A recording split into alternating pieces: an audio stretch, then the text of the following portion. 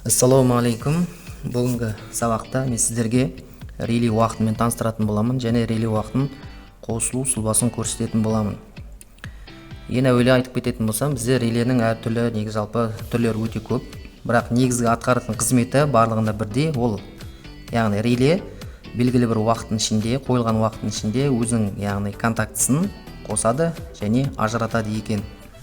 Мысалы, мына релені қарайтын болсақ, мына реле бізде бір функцияны атқарады екен, тек қана белгілі бір уақыттың ішінде өзінің контактісін тек қана қосады екен. Яғни сіз қандай уақытқа қоясыз, сол екен. Одан кейін айта кететін жайт, реленің уақытын таңдаған кезде біз уақытына қараймыз. Мына реледе бізде уақыты минимальный, ең азы 10 секунд, яғни ең көбі 120 секунд екен.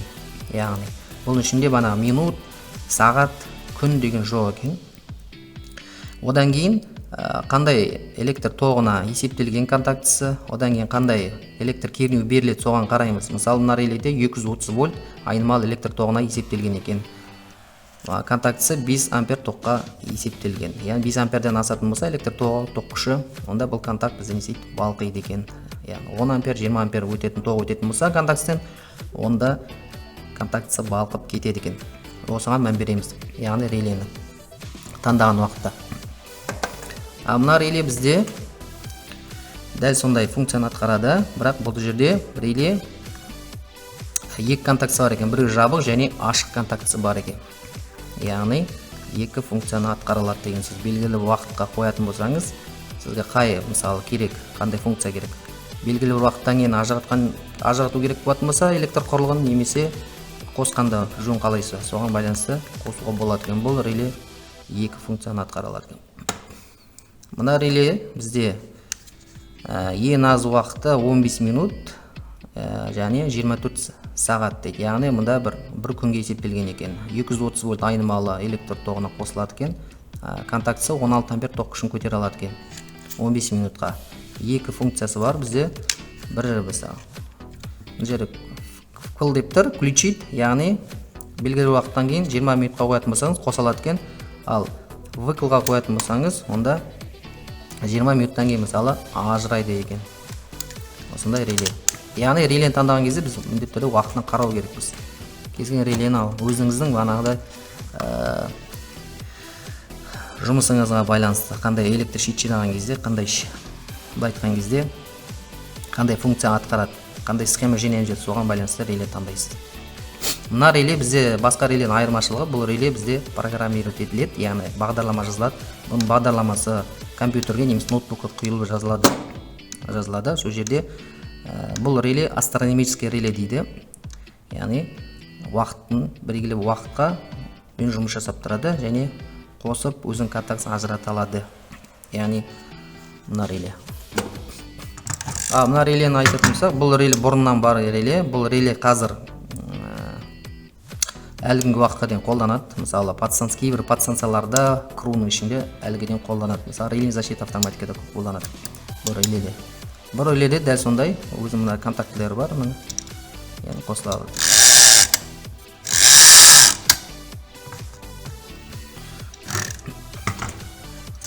Бүгін сабақта мен сіздерге бір контактілі релені қосып көрсететін боламын.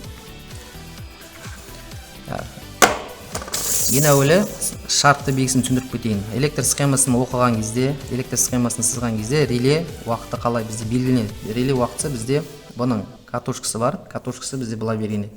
Яғни мынандай квадрат прямоугольный. Одан кейін астында былай сызықша болады, крестик дейді. Яғни А1, А2 десек болады. Одан кейін екі контактілер қалай? Контактісі, яғни мынандай бір ашық контакт болады, ол былай берген еді. Және жабық контактісі былай белгіленіп келеді көбінде.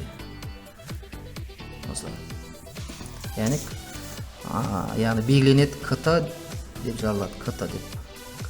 КТ бар, КТ2 деп жазылады схемада. Осы. Мен сіздерге электр шамын қосатын болам, осын қосып көрсететін болам.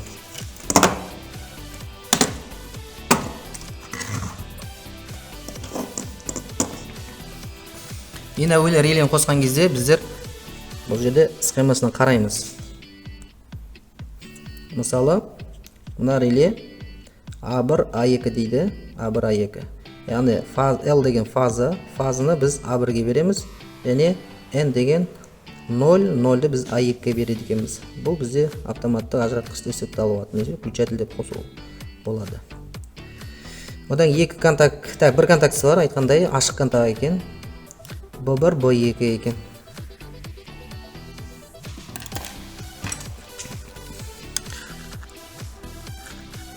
$230 вольт айнымалы электр тоғына есептелген. Яғни бізде мына релеге A1, A2 контактысына 230 вольт айнымалы электр тоғын берсек болады екен.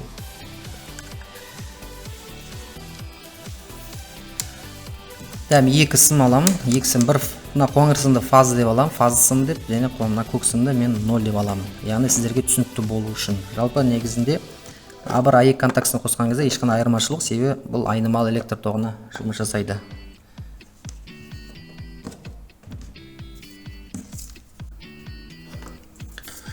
A1-ге мен қоңыр сым жалғаймын, яғни фазы беретін боламын.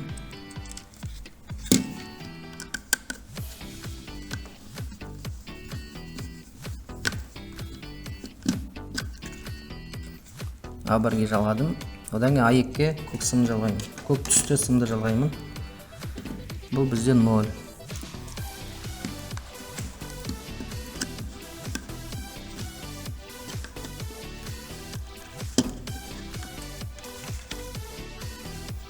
Так.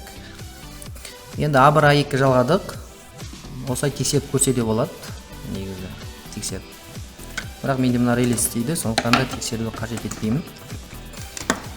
Енді бұл бізде A1, A2, яғни фазы 0 берген кезде бізде реле уақытына қорек береміз, яғни питание береміз. Жұмыс жасау үшін. Енді контактісіне, мына контактісіне, ашық контактісіне электр, яғни шамын жалғайтын боламын. Мынанда мен лампочкаге, яғни бізде контактіде, яғни лампочкаға қорек мына контактісін арқылы бару керек, яғни фазы сымын беретін болады. Лампочканың бір жақ бөлігін мен мына контактіге жалғаймын.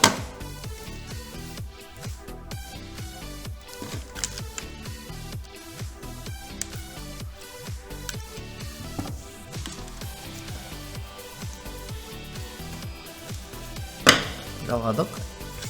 Енді қоңыр сым менде бұл фазы болады. Яғни фазы лампочкаға жану үшін бізге не керек? Фазы керек екен.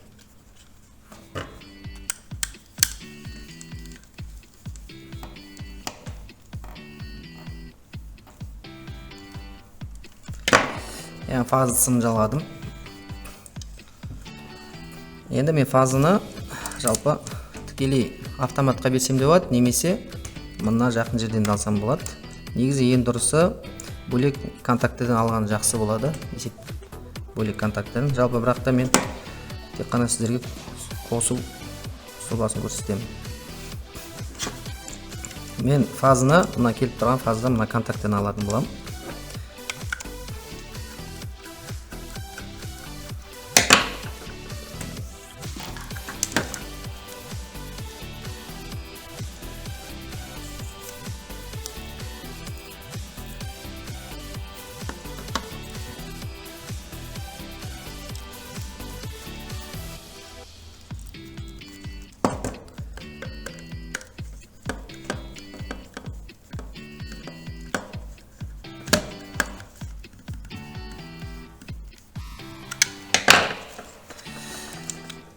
Яғни мен фазы, келіп тұрған фазы, мында қорек береді, әрі мен мына контактыдан өткізіп лампочкаға, яғни электр шамына беретін боламын фазыны осы.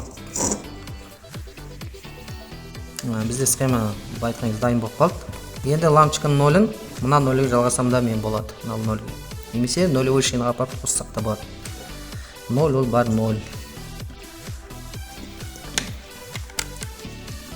Жалпы электр щитті жинаған кезде мына сымдарды қосқан кезде бөлек-бөлек клеммаларға қосқан дұрыс болады. Релеге тек қана релен контактісіне емес. Одан кейін мына бізде сымның бастарын наконечник деп, наконечникке отырғызып жинаған дұрыс болады. Бұл видеороликте жалпы көрсету мақсаты қалай дұрыс қосуға болады екен. Кім реле уақытын білмейтін болса, таныс емес болатын болса, соған көрсетіп жатырмын. Бізде қостық, дайын болып қалды. Тағы да айтып түсіндіріп кетейін. Яғни көк сым менде 0, қоңыр сым менде қоңыр түсті сым фазы. Фазы мен 0 А1 А2 контактісіне беремін. Одан кейін фазыны мына B2 контактісін аламын. Яғни біздер фазыны қозғалмайтын контактіге берген дұрыс болады. Қозғалатын контактіге лампочкаға баратын сым жалғаған дұрыс болады. Фазыны бердім. Одан кейін фазы бізде 0 деген лампочкаға барады. Лампочканы шығып 0-ге барады екен. 0 бізде міне кетіп барады. Енді қосып көрсетейін. Мұнда ең минимальный уақыт бізде 10 секунд екен. 10 секундтан кейін қосылады екен. Қостым.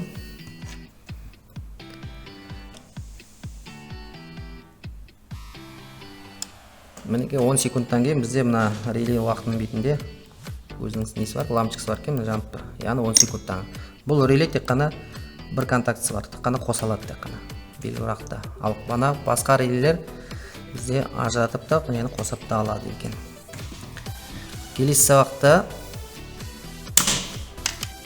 сабақта бұл релені қосып көрсететін боламын, қосып.